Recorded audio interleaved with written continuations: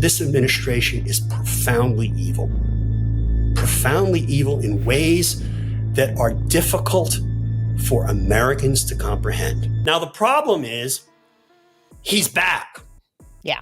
And I'm convinced that even if the American people get their act together on him, and they're starting to realize that. I mean, there was this great article, I hate to say great article. We have reached a stage of illegality, immorality, and depravity in a federal administration that no one could have ever thought of. You're a husband from hell. That's what Trump screamed after George Conway calmly dismantled his entire career on live TV. Conway, who's married to Trump's former advisor Kellyanne, just exposed what he called Trump's reality TV show gone wrong. And the timing couldn't be worse for Trump, who's trying to rebuild his image. But instead of addressing any of Conway's actual points about his failed businesses, chaotic foreign policy, or COVID response, Trump went straight for personal attacks. This video breaks down the bizarre drama that perfectly captures America's political reality show. Before we move on, I'd like to ask you a small favor. If you appreciate this content, please take a second to like this video and subscribe to the channel. Over 98% of you watch the videos without subscribing. It costs you nothing, but it makes a huge difference to us. So, did you click the subscribe button? Right, thank you so much. Now, back to the video. Ever wonder what happens when a lawyer with serious credentials decides to roast a former president's entire business career on live TV? It's a cult. I mean, that's the only way you can describe it. And everyone has, it consists of basically two groups of people, mostly. I mean, that's basically what just happened here with Nikki Haley. And the person who has really lost it the most is Donald Trump. Some people who have basically completely lost it. You know, the people we see in the House of Representatives. And then there are people who are basically afraid to call out. George Conway, a guy who once stood in front of the Supreme Court arguing cases, basically turned into a human wrecking ball aimed directly at Trump's gold-plated ego. Conway didn't just casually mention Trump's business failures. He methodically laid them out like a prosecutor building a case against the world's most orange defendant. With the calm precision of someone explaining quantum physics to a toddler, Conway introduced America to what he called Trump's reverse Midas touch. You know, instead of turning everything to gold, Trump apparently turns golden opportunities into complete disasters. The TV host looked increasingly uncomfortable as Conway ticked through Trump's greatest business flops one by one. I think, generally speaking, not in every single case, less government is better than more, because you don't want too powerful a government because you may not like the next government. A disease of liberalism in the 60s and 70s when I came of political age, and now it's a horrible metastasis in the right that would say that, oh, well, let's see, in order to figure out whether this particular gun regulation is constitutional under the Second Amendment, we have to look very specifically at the statutes that were passed in Maryland in 1645. Remember Trump casinos? Bankrupt Trump University, sued into oblivion. Trump Airlines crashed and burned faster than a paper airplane in a hurricane. And who could forget Trump steaks? Even cows were embarrassed by that one. Conway didn't just list these failures. He connected each disaster to specific personality flaws, explaining how Trump's inflated self-image directly contributed to his spectacular business faceplants. What made Conway's takedown so satisfying wasn't just the content, it was his delivery. No shouting, no wild gestures, just the methodical dismantling of Trump's business reputation piece by piece. It was like watching someone calmly explain that the emperor not only has no clothes, but also maxed out his credit cards buying invisible fabric. The poor TV host kept desperately trying to change the subject. So about the current political climate. He's the crazy one, and everybody is getting more crazy than he is. And as Nikki Haley pointed out when she was telling the truth for a couple of weeks in the spring, I mean, say it's 74, 75 degrees, he's saying it's freezing. You know, he's, you know, the lies about the election. I mean, he's mentally unstable and he's getting worse. And we can see it every day in the courthouse. We can see it when he's standing out there complaining about the temperature when thermometers in the courtroom. Only to have Conway pivot right back to Trump's history of turning promising businesses into smoking craters. Actually, that reminds me of how Trump managed to bankrupt a casino, a business where people literally hand you their money. Conway pointed out that Trump's approach to business mirrors his approach to politics. Big, flashy announcements, minimal actual planning, and then blaming everyone else when things inevitably collapse like a souffle in an earthquake.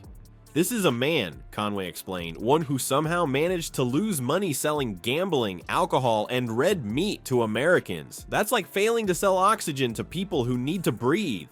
What gave Conway's criticism such weight wasn't just his legal background, though having argued before the Supreme Court certainly adds credibility. It was that Conway wasn't some random Trump hater from Twitter. This was a respected conservative attorney who once entertained joining Trump's administration. Conway was actually considered for a top Justice Department position in Trump's government before declining. That's like having your potential best man at your wedding stand up and tell everyone you're actually terrible at relationships. As Conway continued his surgical dissection of Trump's business record, you could almost hear the collective gasp from viewers. This wasn't your standard political hit job. This was someone with insider knowledge and legal expertise methodically exposing decades of failure masked by gold paint and bluster. Conway essentially translated Trump's business record from art of the deal fantasy into what he called the reality of repeated predictable failure. I believe that even if things turn around publicly, I don't think they're going to turn around publicly fast enough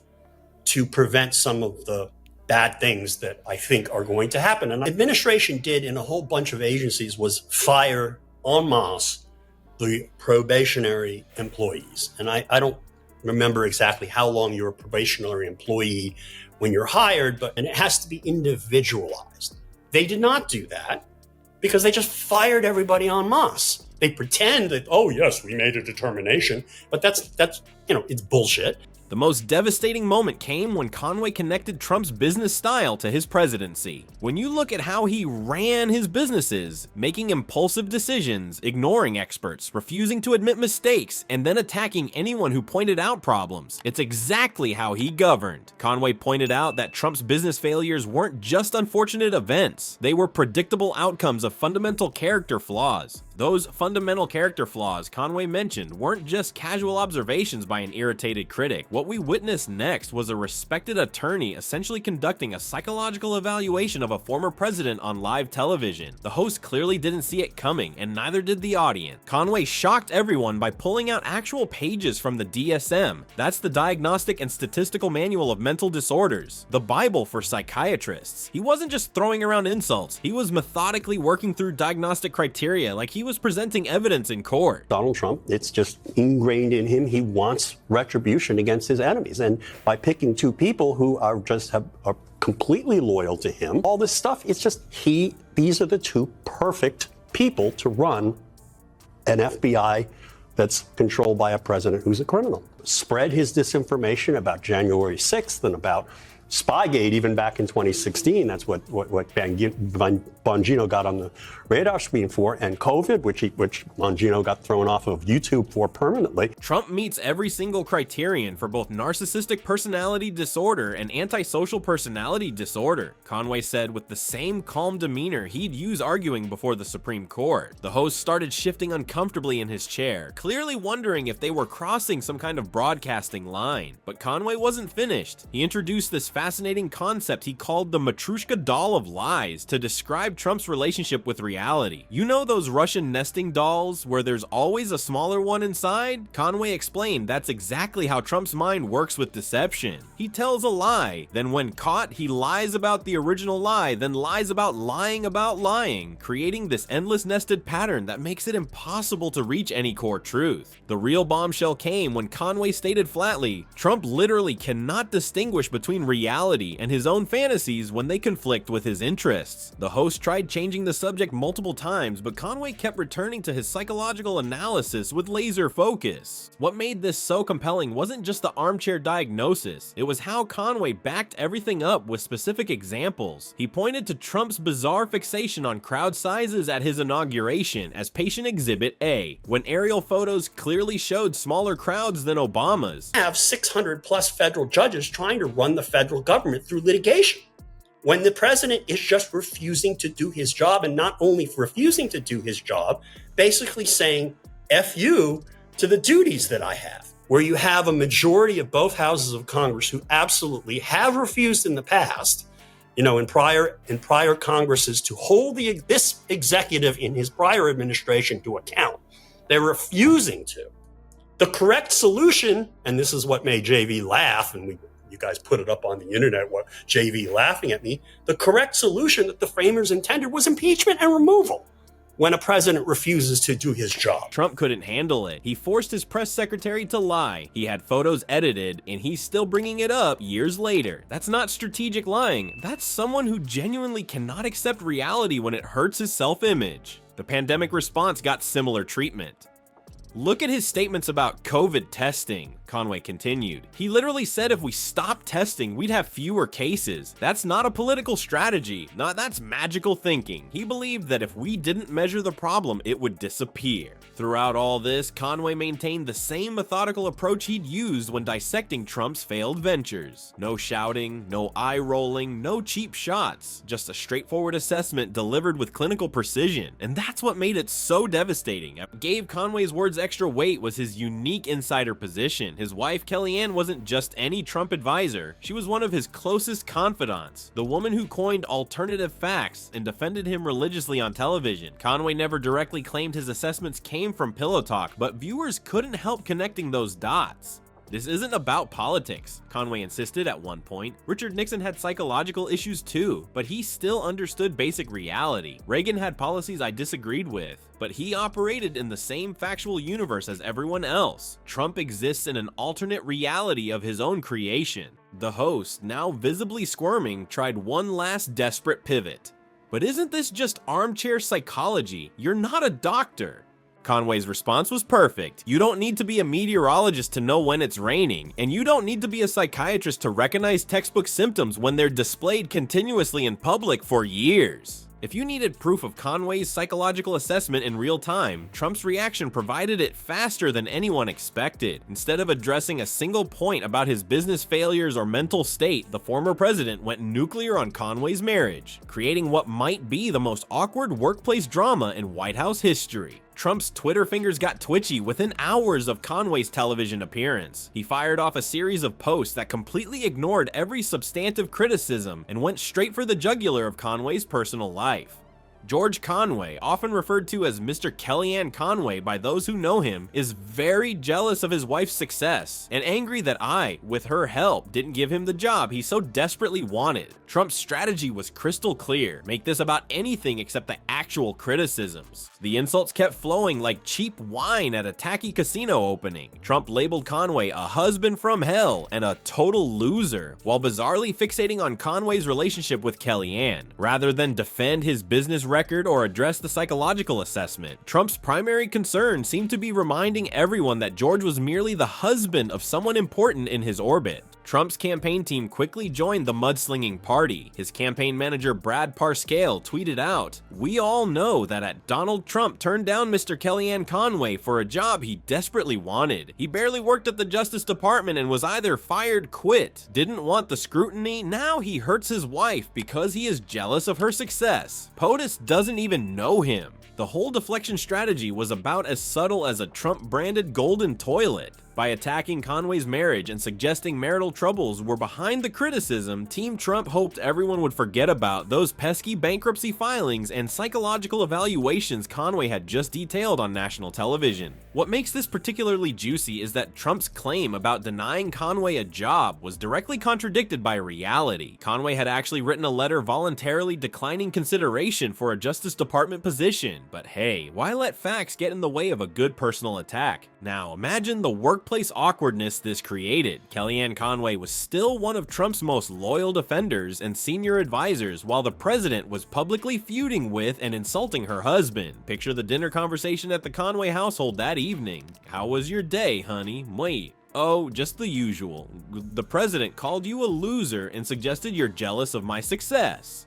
Political analysts weren't shocked by Trump's response. As one commentator noted, this is classic Trump. When confronted with criticism about his actual record or behavior, he immediately shifts to personal attacks. It's like clockwork. The more substantive the criticism, the more personal his response. The entire episode played out like a live demonstration of everything Conway had just diagnosed on television. Trump couldn't engage with reality-based criticism, so he constructed an alternative narrative where Conway's motivations weren't about truth, but about personal jealousy and resentment. It was exactly the kind of Matryoshka doll behavior Conway had described, Trump creating layers of alternative realities to avoid confronting uncomfortable truths. This pattern wasn't new, of course. Former FBI Director James Comey got the same treatment after his congressional testimony, with Trump calling him a slime ball and worst FBI director in history. When Omarosa Manigault Newman released her tell-all book, Trump called her that dog and a crazed, crying lowlife.